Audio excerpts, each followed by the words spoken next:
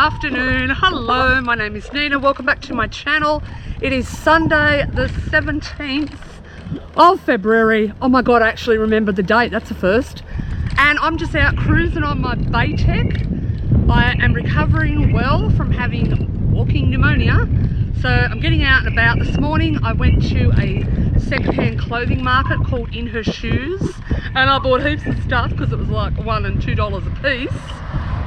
And now I just thought I'd go out and have a bit of a cruise down to the beach, check out the waves, and then I'm going to get an Instagram shot. So if you want to follow me on Instagram, my handle is @WheelieGoodLife. So catch me up there, guys. But until we get to the beach, I hope wherever you are, you're having a really good day. Oh, and I forgot to tell you, still got primary progressive MS. Haven't found a cure since last week. So, you know, what do you do? Guess I'll have to keep living a really good life. I'm here with Rob. We've made it to the beach, and I just wanted to say thank you for being my Instagram content creator the large majority of the time, because you take awesome shots. Oh, thank you. And you make this sack of potatoes look pretty good. When I was first diagnosed with MS, I'd go on Instagram and I'd type in hashtags like MS, multiple sclerosis, disabled and proud, disabled and stylish, and nothing was really kind of coming up, particularly local. It was all very much sort of negative, and I couldn't really find anything that showed people with disabilities still being sexy, fecund creatures doing absolutely normal stuff like going to the beach. And that's just the way it was. So I thought, well, hey, I'll just create my own content. So today... I think you've been very successful. Oh, thanks. Yeah. So today I just want a swimsuit kind of shot. And I've got like a drape kimono thing as well to add a bit of colour. So there are some drunk guys up there having a barbecue, so I hope I'm not going to get too much attention of the wrong sort. We'll see how we go. But we'll give it our best red hot crack. What do you say? That was so cool. I will insert a photo here of...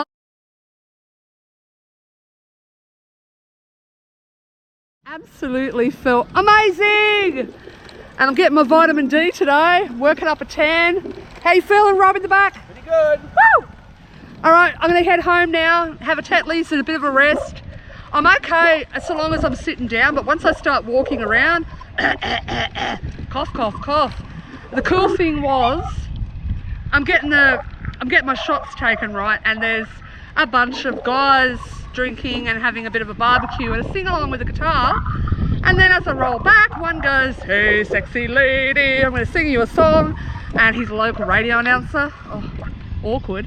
How awkward was that? But I'm like, oh my god, I'm dying. Ah! Home for a Tetley's. Good morning, everyone. It's Monday and I'm in the spa. I only did half an hour aquarobic session today just because I'm recovering from walking pneumonia. One should not probably be doing aquarobics in a spa when one is recovering, but you know, what do you do? Type A personality never stops. So I'm heading off to physio now for a half-hour appointment. Good morning. It actually was a good morning until I jammed my finger into the chair. It's Saturday the 23rd today, and I'm at bus stop film school with Lisa. Lisa's back. Morning. Where have you been, Lisa? Oh, missing in action for a while. Went on holidays. But she's back. And would you like to tell us today what we're doing in film school? By the way, NDIS. Bus stop film school is an NDIS approved provider of inclusive filmmaking. So what are we doing today, Lisa? So today we've got a special guest coming in, David Tinelt. Yes. I knew his last name, I was unsure of his first name. And who might David be? So he works for Vox FM. Ooh. And he's going to come in and everyone's going to ask him 5 questions each. Hi, Bethany. And what's one of your questions going to be? This is Bethany, by the way. Oh, how often do you curse? That's not the first question that comes up. That would be pretty frequently. You got your questions written out? Yes, I'm going to go deep because that's neat. when in life have you felt most alone? You do this, you know. You put it on other people, but when people do it to you, you say, just a second, click, then go and think for a few hours, and then I'm back, and make it look like it's just flowing. Yes. What's your question going to be, Bethany, for David? Wing it. Just wing it? Yeah. Good. Hey, Trent. Have you been this week? This week. Hang on. I'm just going to hobble my way over to Trent. Oh, God. You okay there? Yeah, all good. How are you, Good. Trent? I am Oh, very God. good. What happened? I just got the chair stuck in a fat roll. Oh, not good. I got the chair stuck in a fat roll. Yeah. How have you been? I've been really good. I'm a bit tired today. Yeah. I'm going to be with my friend Corey, said after him. Going to be going to the gym, maybe. Jim? Yeah. Yeah? Yeah. Trying to bulk up or slim down?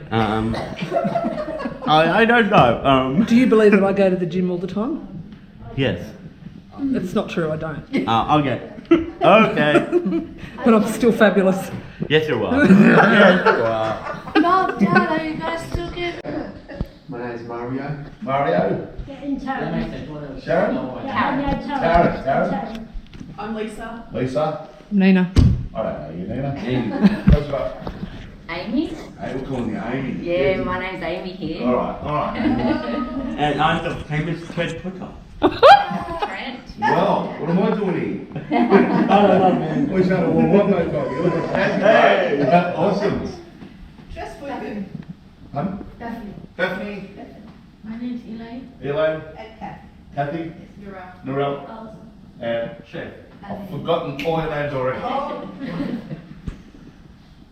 Chef, as in the car. As in the Chevy. Alright. I'm a caseworker, particularly a housing crisis support worker for the homeless and those who are at risk of becoming homeless. So during the day I make sure, or I try and make sure that people don't become homeless through working with organisations such as Housing New South Wales and other government organisations ranging from SIFS, which is Southern Youth and Family Services, SASI, which is a predominantly a women's refuge sort of setup. So anything to do with housing and homelessness, that's what I do during the day. By night, some of you have already seen, I'm part of a little band there that gets around tours and does some exciting things, and also a graphic designer, a photographer that also gets to indulge in meeting some cool people and doing things like that. So That's my guys are. Oh yeah.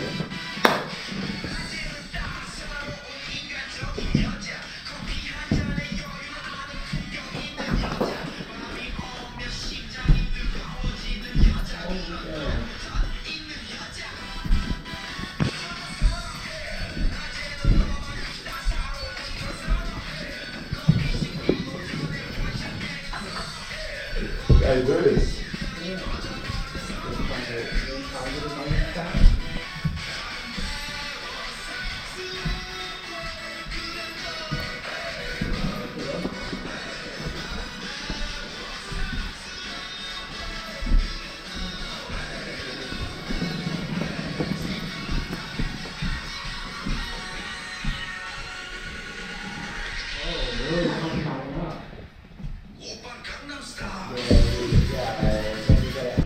Well, it's a few hours later now. That was David Tinelt at film school. I really enjoyed meeting David Tinelt. That was so nice to relax. He's a local radio announcer. I'm trying to fix my jacket up. Local radio announcer with Vox FM in Wollongong. He also works as an Aboriginal housing officer, helping people into paths away from homelessness. And he is in a metal thrash band, which I can't actually pronounce the name of. But anyway, I'm down Mum's house, but actually it's now officially my house. I'm standing on the land now that's been in my family since 1951. My grandfather Harry actually built this old shed and it's still standing. He built that in 51. And I can't tell you how good it feels to be standing here. It's very strange to have inherited this home. I'm the third generation now of women to have owned this. First it was my nan, then it was my mum, now it's me, and it just feels right. It feels really, really right to be here. And the only thing I want to do is ring her up and tell her, you know, Mum, I'm really thankful for what you did for me, because as someone with a progressive neurological disease, primary progressive MS, financial security is something that, you know, something that's just hard to achieve when you've got a disability. But I'm standing on land. I mean, this land here, there's 21 dogs buried on this property since 1951, and I know exactly where each of them is buried. Here, just here, is where Keeper is buried, right there. He's a Pharaoh hound that I took in as a rescue dog about 6-7 years ago now, and for behavioural issues he had to be put to sleep, so I brought him here and buried him here because this was our family land. So it's a weird thing, but this is now my home, and I don't know what that means. I don't know, you know, whether I'm going to keep or sell or what, but I'm just it feels good, it feels right. And if you're listening, Mum, wherever you are, I just want to say thank you for everything you've done for me, everything. I'll take you on a bit of a walk and show you around. This is the old laundry here, also built in 1951. I have pictures of this, and Mum used to have a copper. My nan had a copper in here, and this was the old bathtub back in the 50s. It's still here, cast iron. Mum only got a washing machine a couple of years ago, can you believe it? She still used to hand scrub in here. Yeah, it feels good. It feels good to be home.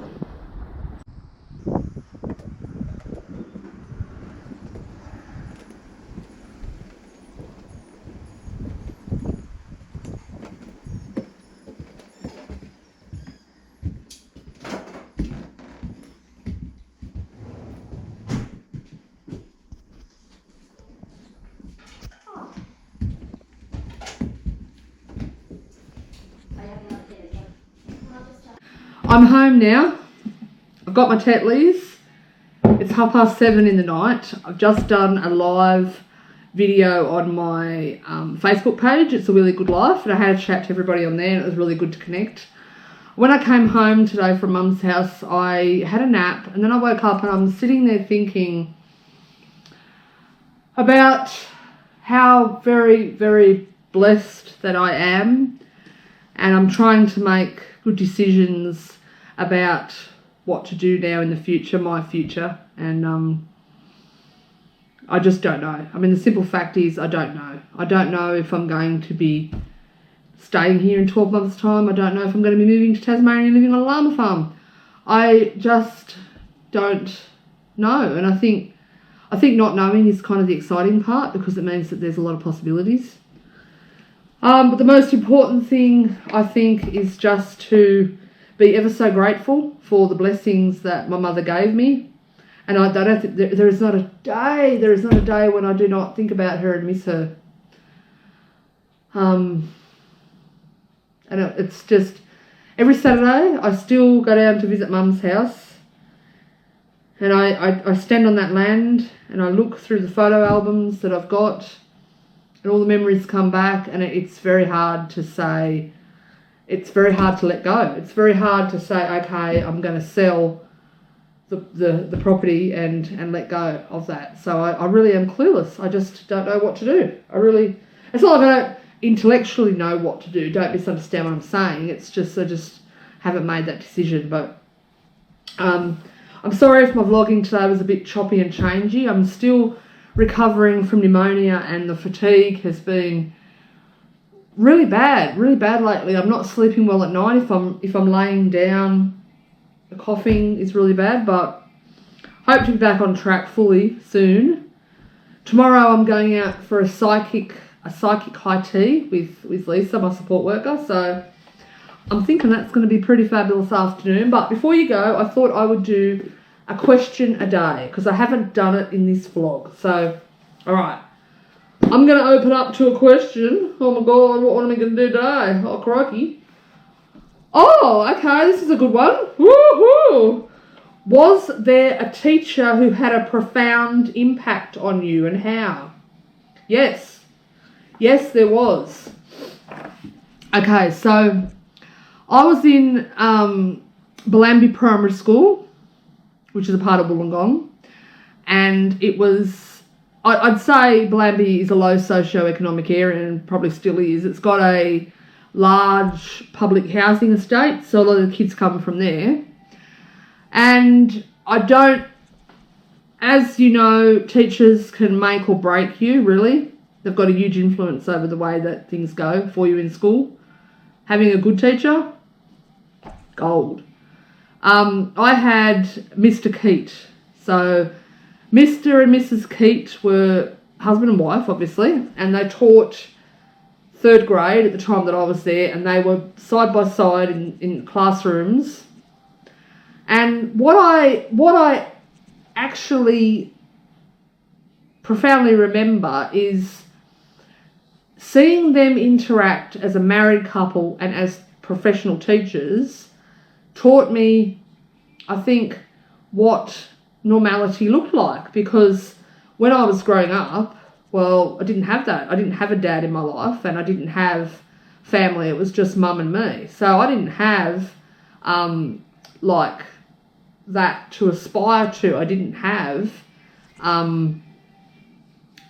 that sort of normality, I guess. And one of the most poignant memories that I will have of them is when they would go overseas, which was like, you know, that was almost, me going overseas was about as likely as me going to Mars. They're just, it's just not going to happen. But they went overseas and they would send postcards back to all their students. And I remember getting a postcard in the mail from them, and it was like that insane feeling that someone actually gave a damn outside of my home. Someone gave a damn about me enough to write a postcard, put a stamp on it, and post it from the other side of the world. I just remember reading it and being amazed that someone put value in me enough to do that. We would go quite regularly as part of school. We would go camping down to Green Patch down the coast, like part of Jarvis Bay. And again, because of single mum and money factor, we never went on family holidays. I have never been on a family holiday. Me and mum never went on a holiday at all, ever. And I would go camping, and mum would always be happy for me to go. And I just, oh my God, Mr. Keat was so much fun. He would just be alive and present, always present, and play games and fun. And I remember his end of school year parties were like infamous. They would invite the class to their house, so they had a pool, and it was just lovely. And I still remember sitting in their lounge room, and everyone was in the class, and I had a Turkish friend, her name was Inayet, and I was sitting with her, and we were sharing fantails and watching The Never-Ending Story. And that memory will stay with me forever. So good teachers can make or break a kid, and Mr. and Mrs. Keat, they had an absolutely profound impact on me, and no doubt a lot of other kids in that school, simply because they gave me what I did not have outside of school, which was a sense of normality and a sense of someone gave a damn. And that to me was magic. Encouraging, always. I remember Mr. Keat, if he saw you in the playground, he'd say, "Go Anna! Go Anna!" And his face would light up, like he would smile at you and his face would light up genuinely. Now, when was the last time someone really looked at you and their face lit up when you walked into a room? So these are things I will always remember. Mum, like we didn't have a car. Mum didn't drive. And one time we were about to go on a school excursion, so for whatever reason, I didn't get to go, like I didn't get dropped off at the school. And Mr. Keat brought the bus, the whole bus with all the kids on it, to my house to pick me up to go on a school excursion. What does that teach a kid about self-worth? A value. Unbelievable. I don't know if the Keats know what impact they had on me, but yes, that Mr. Keat was a teacher who had a profound impact on me. I can honestly say that, and it's memories that will never leave. Now, there was a young boy who lived near me. His name was Daniel, and his mother passed away when he was young. Won't go into the circumstances, but they, you know, it wasn't good circumstances. Not that they're very good circumstance, but he would absolutely love to play his Alf doll. Like, remember Alf on TV? Alf? Alien Life Form? He would get up, take those old records off the shelf. I'm gonna listen to them by myself. And he would air guitar this, and Mr. Keat would always get him to do it. We'd do school plays. I was the town crier in one. I'll always remember the encouragement and the belief that he gave in me in every circumstance. So, Mr. Keat, I don't know if you're watching this, but thank you for everything you ever did for me as a young girl, because you made a difference. And whether you know that or you don't, a profound impact. Thank you. I don't think I've ever said thank you, but thank you. I will leave you here, guys. Please remember to really give me a thumbs up if you like this video. Leave a comment down below. Let me know how you're going. And always remember, despite everything, I firmly believe, and always will, that it really is. Oh, jeez. Winning on life!